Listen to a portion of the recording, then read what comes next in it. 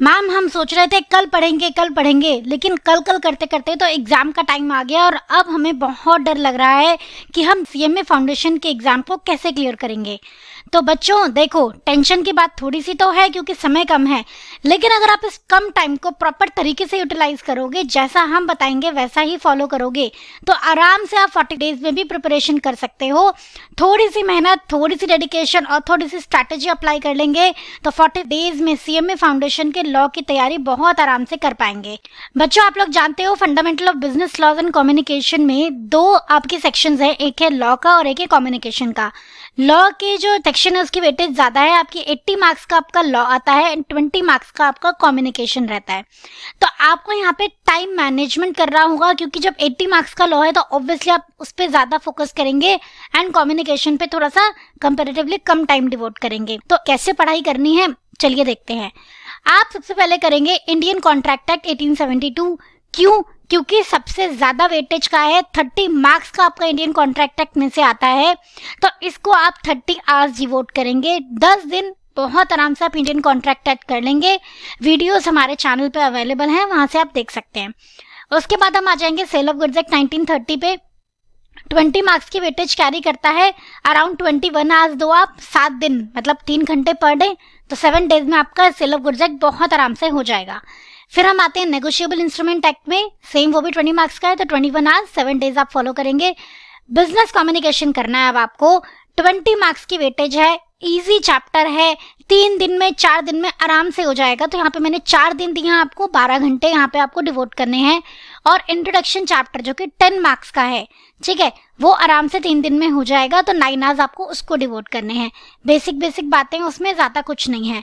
तो आप क्या करोगे, ये सब करते करते साथ में स्टडी मटेरियल की बैक एक्सरसाइज भी आप एक बार देख लेंगे।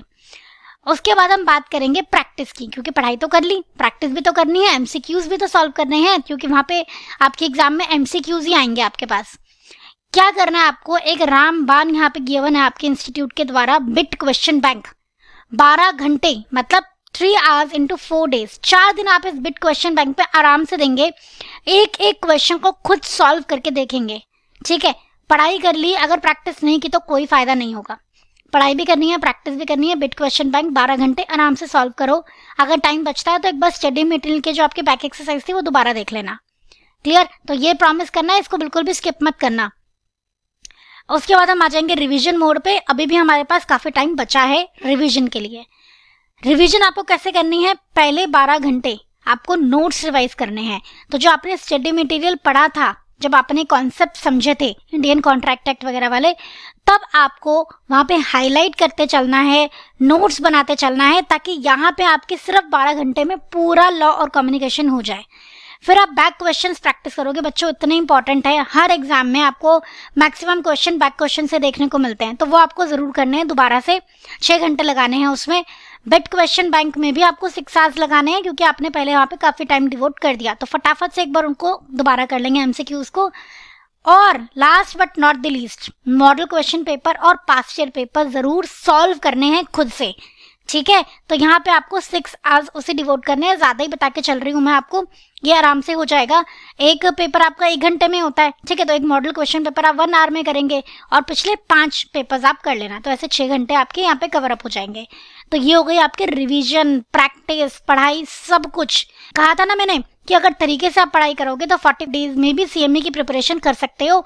मेहनत चाहिए, कंसिस्टेंसी चाहिए।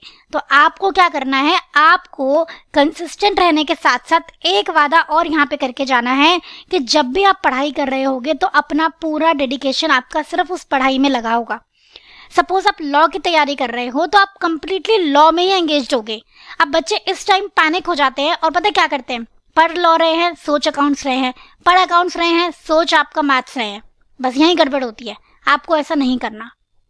बस एक ही टिप फॉलो कर लेना कि जब भी आप पढ़ाई कर रहे हो तो जो चीज पढ़ रहे हो सिर्फ उसी पे कंसंट्रेट करेंगे, किसी और सब्जेक्ट्स के लिए मतलब उस टाइम नहीं सोचोगे। जो 3 आवर्स आप लॉ पढ़ रहे हो तो सिर्फ आप लॉ ही पढ़ोगे पूरे शिद्दत से।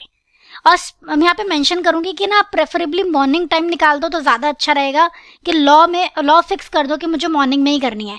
5 to 8 ही करनी है, ऐसा करके फिक्स कर दो तो ज़्यादा आपके लिए बेनिफिशियल होगा। पर अगर आप ग्रूमिंग एजुकेशन एकेडमी के कोर्सेज लेना चाहते हो CMA फाउंडेशन के, तो लिंक हम आपको डिस्क्रिप्शन बॉक्स में दे देंगे, वहाँ से आप कोर्सेज को चेकआउट कर सकते हो। आपको लाइव क्लासेस मिलेगी, लाइव डाउट सपोर्ट मिलेगा, टेस्ट पेपर्स मिलेंगे, आप अपनी मॉक टेस्ट पेपर्स, हमारे डिज़ाइन किए हुए मॉक टेस्ट पेपर दे के अपनी प्रैक्टिस कर सकते हो और अपना रिजल्ट इंश्योर कर सकते हो। तो जिन भी बच्चों को हमारे कोर्सेज चेकआउट करने हैं, लिंक बेटा डिस्क्रिप्शन बॉक्स में अवेलेबल है।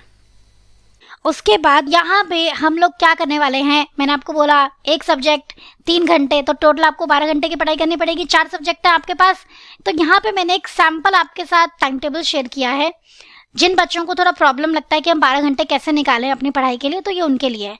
5 बजे उठो, 5 से 5:30 तक फ्रेश हो जाओ, एक्सरसाइज करो, 5:30 से 8:30 स्टडी स्लॉट नंबर 1, एक बार पढ़ने बैठ जाओ, 3 घंटे से पहले उठना मत। तो यहाँ पे मैं आपको कह रही थी कि आप कोशिश करो कि लॉ ही करो। उसके बाद आप अपना ब्रेकफास्ट करेंगे, फिर आप 9 to 12:30 3.5 घंटे का एक और स्लॉट बनाएंगे, फिर आप ब्रेक लेंगे, लंच करेंगे अपना, फिर 1:30 to 5 एक बार और पढ़ेंगे, फिर आप थोड़ा सा 5 to 6 रिलैक्स भी करोगे। देखो आपके माइंड को रिलैक्स भी चाहिए, तभी वो एफिशिएंसी से काम कर पाएगा। फिर एक और आपका स्लॉट है 6 to 9 पढ़ाई करो। उसके बाद 9 से 9:30 आप अपना थोड़ा सा रिलैक्स करो, कोई बुक वगैरह पढ़नी है आपको। रिलैक्स करने का मतलब फ़ोन नहीं देखना है, प्लीज़ अवॉइड सोशल मीडिया, ठीक है। तो आपको बुक पढ़ना है, आपको थोड़ा सा लाइट म्यूजिक सुनना है, फ्रेंड्स के साथ बातें करनी है या अपने पेरेंट्स के साथ टाइम स्पेंड करना है, आप करिए। और उसके बाद आप 10 बजे सो जाइए, ठीक है, सो जाना है आपको, ताकि आप अगले दिन सुबह 5 बजे टाइमली उठ सकें। तो ये मेरा थोड़ा सा आपके लिए आप कह सकते हो कि इनपुट था, आपकी स्टडी को थोड़ा इजी बनाने के लिए फॉलो करना। और यहाँ पर जो बता के ज़रूर जाना आप कमेंट बॉक्स में कि आपको कैसे लगी ये जो हमारी स्ट्रैटेजी है या जो टाइम टेबल है। क्लियर बच्चों? तो ये सब बातें फॉलो कर लो, टेंशन ना लो, 45 डेज में भी प्रिपरेशन हो सकती है। मेहनत करना, आराम से क्लियर कर लोगे अपना CMA foundation for December 23। Clear बच्चे? तो चलिए बच्चों, आज के वीडियो हम यहीं एंड करते हैं, मिलते हैं नेक्स्ट वीडियो में। जय श्री श्याम।